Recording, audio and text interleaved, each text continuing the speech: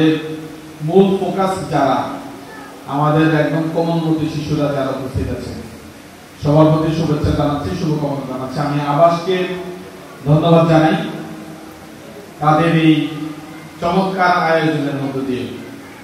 আমাদের যারা ছোট্ট সোনামণিরা আছে, যারা আজকের দিনের শিশু, একসময় তোমাদের এই চেয়ারগুলোতে আমরা যারা সামনের সারিতে ছিলাম, আমরা তোমাদের এই চেয়ারগুলোতে ছিলাম। সমাজে আমরা যারা বসবাস করে মানুষদেরকে দুই ভাগে ভাগ করছে, একটা বলছে প্রাপ্তবয়স্ক আর একটা বলছে অপ্রাপ্তবয়স্ক। অপ্রাপ্তবয়স্কের বিয়ের ক্ষেত্রে বলা আছে যে গার্ডিয়ানের পারমিশন লাগবে। তার মানে আমাদের যদি কোনো বাচ্চার অল্প বয়সে বিয়ে হয়, যদি শিশু শ্রমটা আমরা বন্ধ করতে পারি, যেমন আমাদের এখানে এই কলাপাড়াতে কুয়াকাটা আছে সমুদ্র সৈকত, আমরা সেখানে গেলে দেখি অসংখ্য শিশু কাজ করে। সপ্তাহ উদযাপনে আবাস ও অ্যাক্সিডেন্ট বাংলাদেশ বাল্যবিবাহের জরুরি সমস্যা এবং ডিজিটাল যুগে নিরাপদ ক্ষমতায়িত এবং শৈশবের প্রজন্মের উপর দৃষ্টি নিবন্ধন করে। বাল্যবিবাহ উদ্বেগজনকভাবে বৃদ্ধি পাচ্ছে। বাংলাদেশে 20 থেকে 24 বছর বয়সী অর্ধেকের বেশি মহিলার 18 বছরের আগে বিয়ে হচ্ছে। দারিদ্র্য এবং লিঙ্গ বৈষম্যের মতো ঐতিহ্যবাহী চালিকাশক্তির বাইরে ডিজিটাল প্রভাব এবং অনিরাপদ অনলাইন অনুষ্ঠানগুলি ক্রমবর্ধমানভাবে শিশুদের জীবন এবং সিদ্ধান্তকে ঝুঁকির দিকে নিয়ে যাচ্ছে। আজকের এই দিনটি আমাদের জন্য একটি বিশেষ দিন। এই দিনটি শুধু একটি অনুষ্ঠান নয়, একটি বার্তা, অঙ্গীকার ও আশার প্রতীক। আমরা বিশ্বাস করি প্রত্যেকটি শিশু জন্মগতভাবে মূল্যবান। প্রত্যেকটি শিশুরই অধিকার আছে নিরাপদে বাঁচার, শেখার, খেলার, কথা বলার ও স্বপ্ন দেখার। আমাদের এলাকার শিশুরা প্রতিদিন নানা চ্যালেঞ্জের মুখোমুখি হয়। কখনো কাদা ভরা রাস্তায় স্কুলে যেতে কষ্ট হয়, কখনো ঝড় বন্যার সময় নিরাপদে আশ্রয়ে পৌঁছাতে সমস্যা হয়, কখনো গরম আবহাওয়ায় ক্লাসে বসা কঠিন হয়ে পড়ে।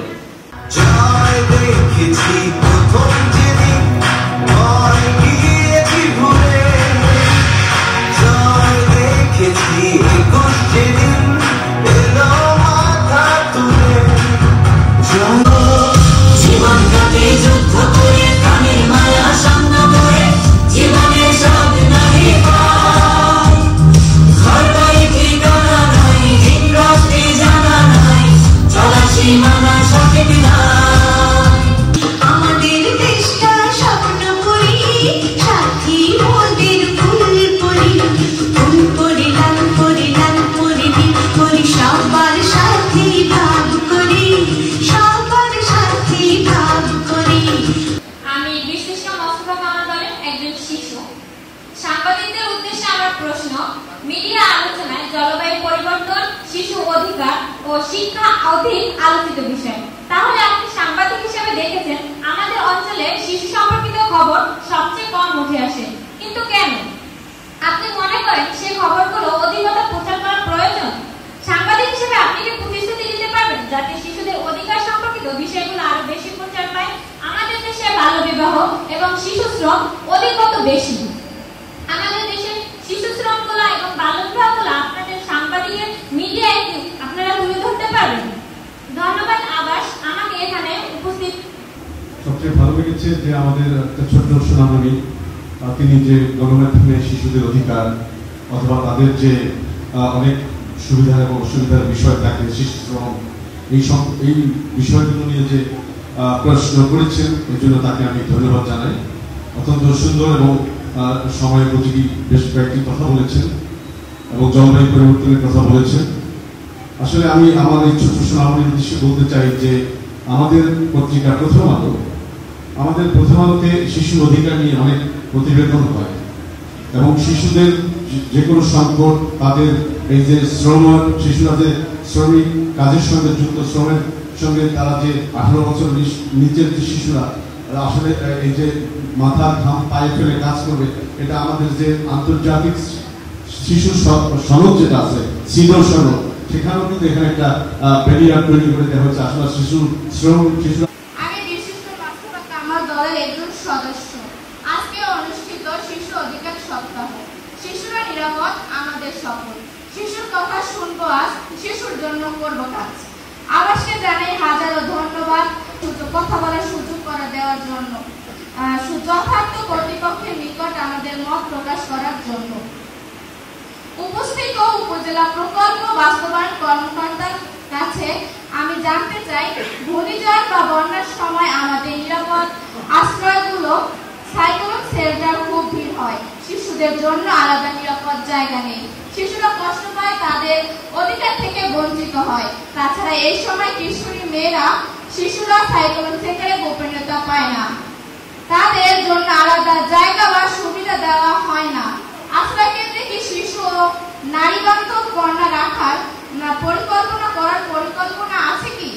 প্রশ্নটা যেটা করেছেন, আমাদের উপকূলীয় এলাকা, এখানে আসলে আমাদের বিভিন্ন ধরনের দুর্যোগ সংঘটিত হয়। তো এখানে যেটা বলেছে যে আমাদের যে ঘূর্ণিঝড় আশ্রয় কেন্দ্র আছে, দুর্যোগ আশ্রয় কেন্দ্র যেগুলি আছে, আমাদের কিন্তু প্রতিটা স্কুলে যেগুলো দুর্যোগ আশ্রয় কেন্দ্র করা আছে তাদেরকে আমরা বলে থাকি যে আলাদা আলাদা সেন্টার করে, মানে পার্ট করে রাখার জন্য। যেমন শিশুদের আলাদা পার্ট থাকবে, গর্ভবতী মহিলা যারা আছে তাদের আলাদা পার্ট থাকবে, এবং বয়স্ক যারা আছে তারা আলাদা থাকবে।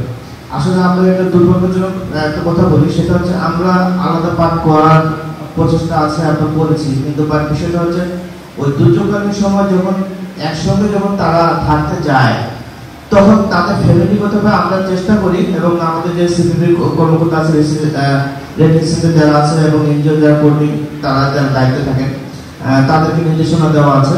আমাদের আবাসকে এরকম একটা মহৎ অনুষ্ঠান করার জন্য তাদেরকে আন্তরিকভাবে ধন্যবাদ জানাচ্ছি। আইন শৃঙ্খলার দিক দিয়ে আমরা সাধারণত ওই যে ব্যবস্থা থাকে, আমাদের যে দুর্যোগ ব্যবস্থাপনার যে ব্যবস্থা থাকে, ওইখানে কিন্তু আমাদের ইনভলভমেন্ট এমন যে তাদের ঘর দুয়ার বা বেসে যায়, তাদের গরু ছাগল বিভিন্ন ধরনের থাকে। আমাদের প্রথম থাকে যে তার নিরাপত্তা এবং তার যে সম্পদ আছে, এই সম্পদ নিরাপদে থাকে। আমি তাহিয়া ডারগুগাম সেকেন্ডারি স্কুল অ্যান্ড কলেজের 10ম শ্রেণীর একজন শিক্ষার্থী এবং শিশু সাংবাদিক দলের একজন প্রতিবেদক। ইউনিয়ন পরিষদের চেয়ারম্যানের কাছে আমার প্রশ্ন, জলবায়ু পরিবর্তনের প্রভাব আমাদের এলাকায় স্পষ্ট। অধিক গরম, লবণ পানি ঢোকা, শিক্ষা ব্যাহত হওয়া। আমাদের এলাকায় গরম অনেক বেড়ে গেছে, রোদে হাঁটা বা খেলা করা কঠিন হয়ে যায়। গরম এত বেড়ে গেছে যে ক্লাসে মনোযোগ দেওয়া কঠিন হয়। জলবায়ু পরিবর্তন রোধে স্থানীয়ভাবে কি করা হচ্ছে? এছাড়াও বর্ষাকালে স্কুলে আসা বা যাওয়ার রাস্তা পানিতে ডুবে যায়। রাস্তা উঁচু করা বা ড্রেনের কোনো উদ্যোগ নেওয়া হবে কি? তো আমি ইউনিয়ন পরিষদ আসার পর থেকে আমরা 2 বছরই আমাদের ইউনিয়নে যেন নবম পারে ঢুকতে না পারে, আমরা ইউনিয়নের সাথে পরামর্শ করে যে কোনো প্রকল্প নিয়ে আমরা সে বাঁধের ব্যবস্থা করেছি বিগত 2 বছরে। করি লালুয়া জনতা মাধ্যমিক বিদ্যালয়, তৃণমূল সাংবাদিক দলের সম্পাদক এবং শাপলা শিশু ফোরাম দলের সভাপতি। আমার প্রশ্ন উপজেলা নির্বাহী কর্মকর্তা স্যারের কাছে, শিশুদের মতামত কি উপজেলা উন্নয়ন পরিকল্পনায় অন্তর্ভুক্ত হয়?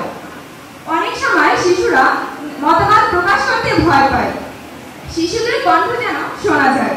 সেজন্য স্থানীয় পর্যায়ে শিশুর অধিকার সপ্তাহের মতো কার্যক্রম নিয়মিত করা যাবে কি? আমরা শিশুরাও কি স্থানীয় উন্নয়ন পর্যবেক্ষণ বা সচেতনতার অভিযান ভূমিকা রাখতে পারি? যদি পারি তাহলে কি হবে? তাদেরকে বাদ দিয়ে কখনোই ডেভেলপমেন্ট সম্ভব না। সাস্টেইনেবল ডেভেলপমেন্ট বলি যে অর্থে উন্নয়নটা বলে রাখি। যেমন আমরা যদি আমাদের কথা বলি, এখানে আমাদের কিন্তু প্রত্যেকেরই সন্তান আছে, আমার 2টা মেয়ে আছে। তার মানে আমি আমার পরিবারের কথা চিন্তা করি, আমি কিন্তু আমার 2টা মেয়ের কথা চিন্তা করি। তাদের বাহিরে যে আমি আমার পরিবারকে কখনো ভাবতে পারি না।